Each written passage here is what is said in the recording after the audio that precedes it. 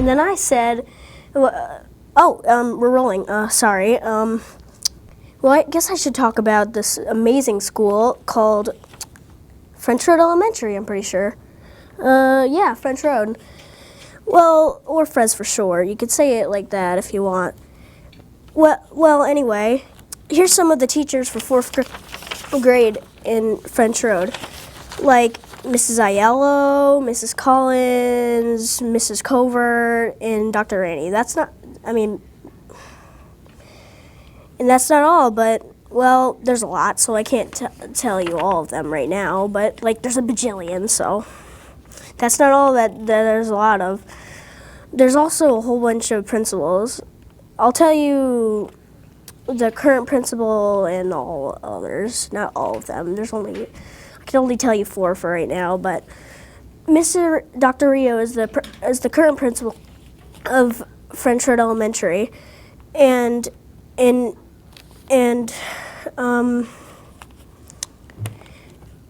Mr. Como, Dr. Hall, and Mr. Schaffenheimer were the other ones. Schaffenheimer's a hard word to say.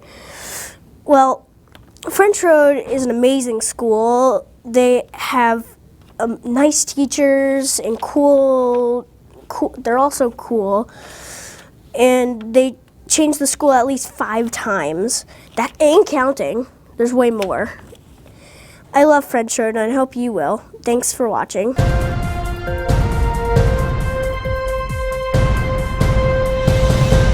let's get the sword. Yes! Kill the creepers! They are dead! Yes!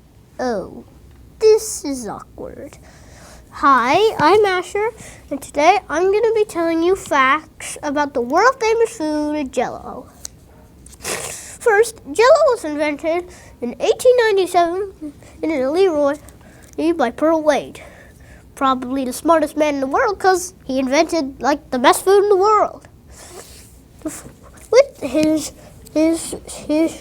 along with that, there were 4 original Jell-O flavors: strawberry, raspberry, orange, and lemon.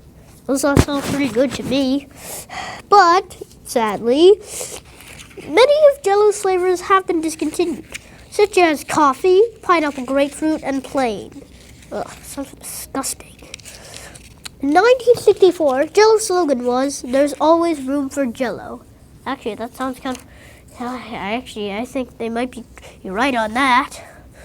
But also, something happened in the 1960s through the 1980s, where Jell-O sales decreased.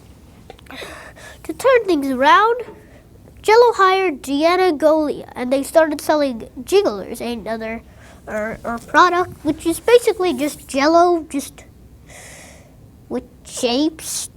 But I'm sorry, that's all the time we have. So bye. Thanks for watching, and goodbye.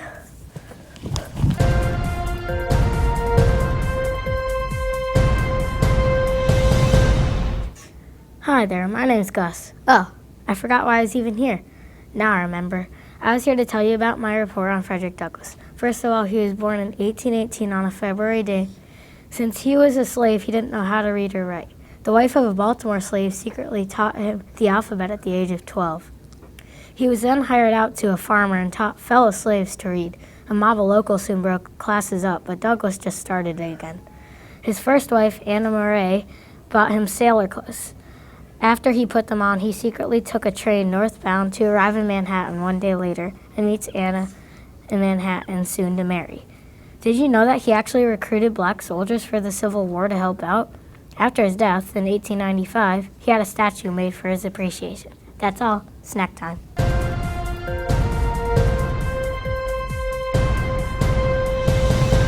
Hello, my name is Ali Ansima, and today I will be telling you some things about a person named Sam Patch. Have you ever seen the boat or heard of it? It's named Sam Patch, and it's on the canal in Pittsford. Well, if you have, did you know there was an actual person named Sam Patch? Today I will tell you some things about him. He was known as the Jersey Jumper, the Yankee Leaper, or the Daring Yankee. Sam Patch was born around 1807 and grew up in Pawtucket, Rhode Island. His mom was Abigail McIntyre, and his dad was Mayo Greenleaf Patch. Sam had many brothers and sisters.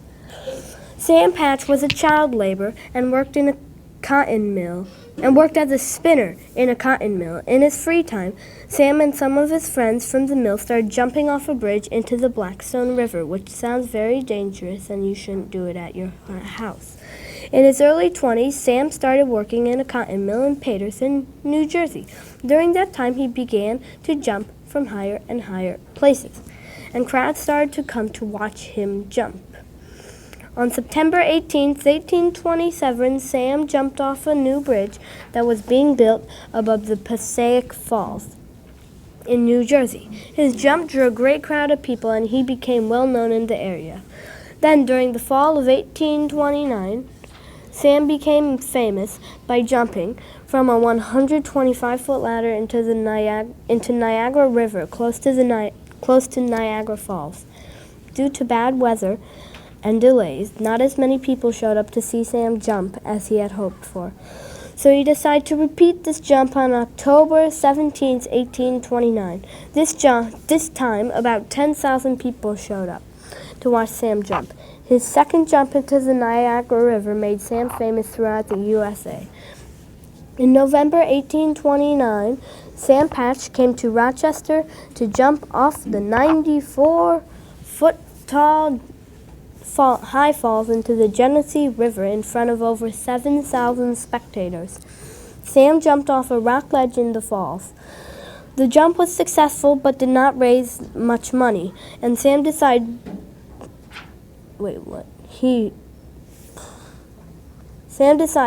to jump off the high falls again 1 week later on Friday, November 13th, 1829. For this jump, he raised the jump height to 119 feet by using a 25-foot stand.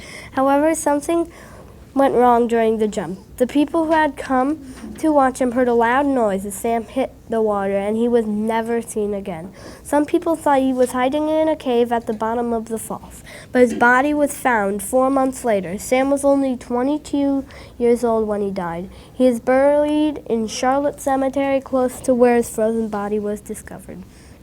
I hope you all learned something new today, and that you all have a great day.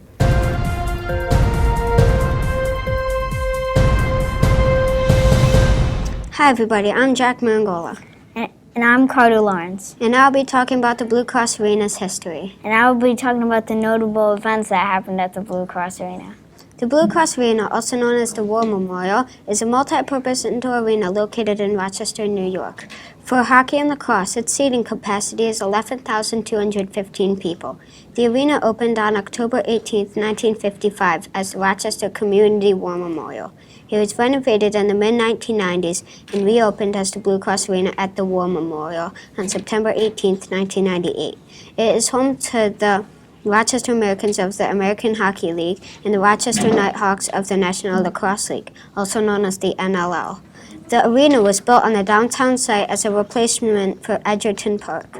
The arena's first tenant was the Rochester Royals NBA basketball team. They were later joined by the Americans the next year, who have played 63 consecutive seasons. And that is all I have to say about the Blue Cross Arena.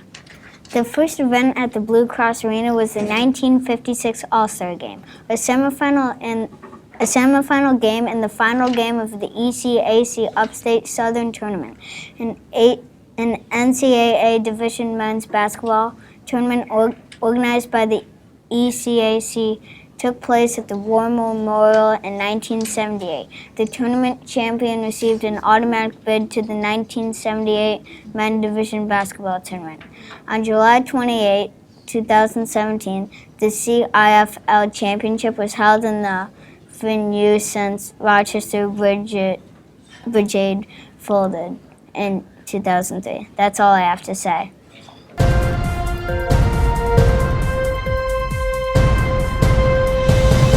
Boy, I'm hungry. Oh, did you know that there was a restaurant on the Rochester subway system? We're doing our interview on the Rochester subway system.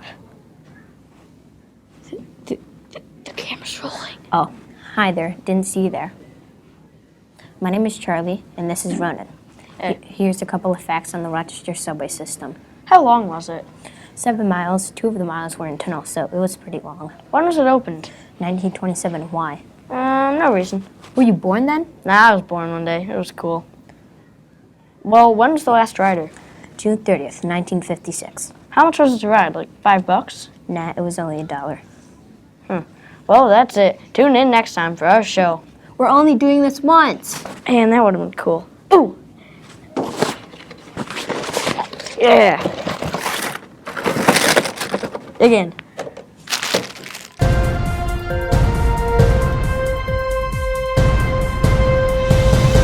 Hello, my name is Heather. And I'm Josie. Today we'll be sharing a report about French Road Elementary School. We've interviewed 3 people, a 4th grader named Rose, Miss Pettit, and Miss Farsi. We found these interesting facts about French Road Elementary School. French Road Elementary School was founded in the 1950s. Currently, 69 teachers work at French Road.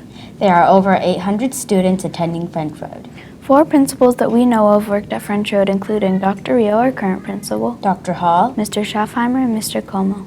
When we asked Miss Farsi what she liked about her job at FRES, she replied, "What I like most about my job is that I get to work with many students in the building. I get to work with students in all 3 grades." When we asked Mrs. Pettit what she liked about FRES, she replied, "I truly believe that the students and parents at French Road have huge hearts, and it is an amazing place to be." And when we asked a 4th grader from Miss Pettit's class named Rose what her favorite subject is, she replied, "I like science because I like to collaborate with my friends." Thanks for watching our report.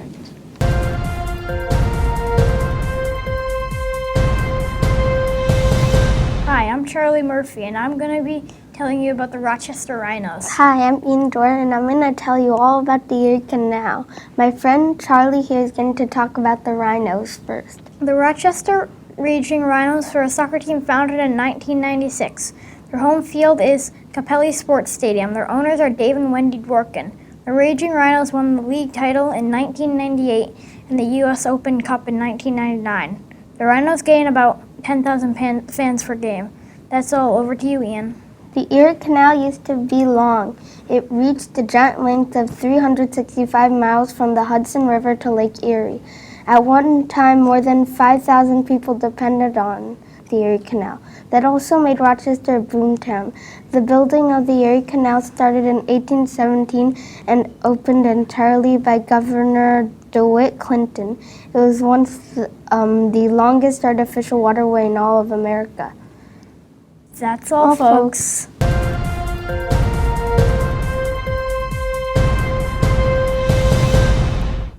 Oh, hey, Jack, we're on camera. Huh? Oh. Good morning, Rochester. I'm your host, Jazz, and this is my assistant, Roman. Hey, I'm not your assistant. I'm your... I give up.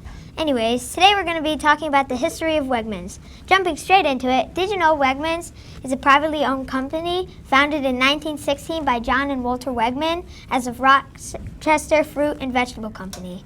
Did you know the Wegmans family has a net of about $3 billion? That's a lot of money. According to Wegmans, stores typically run between 75,000 to 140,000 square feet. Fun fact, you have to be 15 years old to work at Wegmans. 5 years to go. Anyway, that's all for now, folks. I'll see you at Wegmans.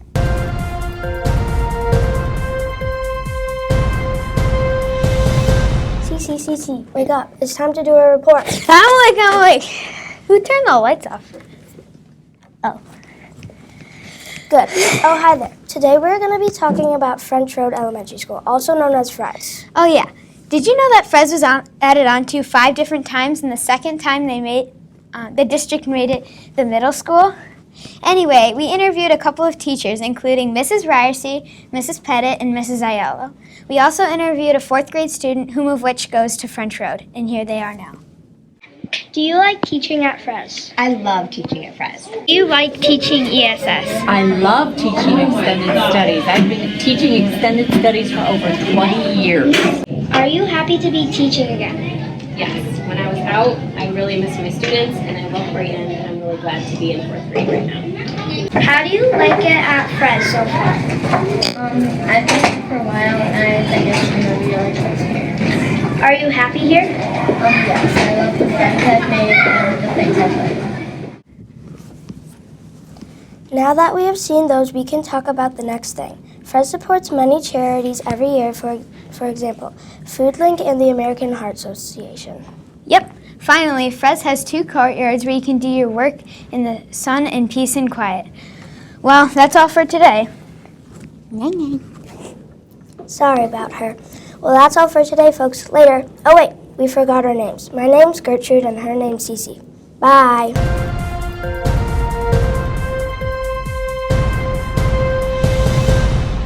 Where's Delaney? Sorry, I slept in. Well, folks, I'm Delaney and this is Jennifer. Today we're talking about Margaret Woodbury Strong. Margaret Woodbury Strong was born on March 20th, 1897 and died on July 16th, 1968. Her favorite doll was Maybelle, but she collected 27,000 dolls and had 100 dollhouses. She founded the museum in 1968, but the museum opened to public in 1982. Margaret Woodbury Strong was buried in Mount Hope Cemetery in Rochester, New York. Bye for now.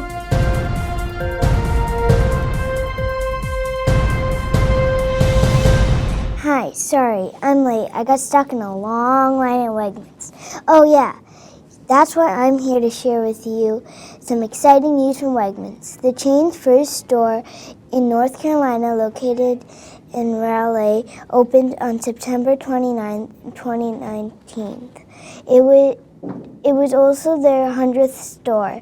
They also opened their first store in New York City at Admiral's Row on October 27, 2019. There's over 100 stores. That's a lot of Wegmans is. There are over 1,000 different products that Wegmans sells. Also, over 5,300 people have called Wegmans asking for stores in their neighborhood. Thank you for listening. Oh yeah, and here are the locations. In Maryland, there's 8 Wegmanses. In New Jersey, there's 9. In North Carolina, there's 1. In Pennsylvania, there's 18. Virginia, there's 12. Massachusetts, there's 6. And in New York, there's 47. In Rochester, we have 6 of them. Thanks for listening. Catch you later.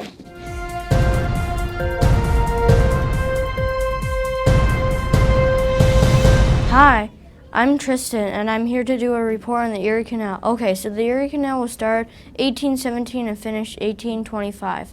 Also, it starts on the Mohawk River and ends in Lake Erie. Also, it is 39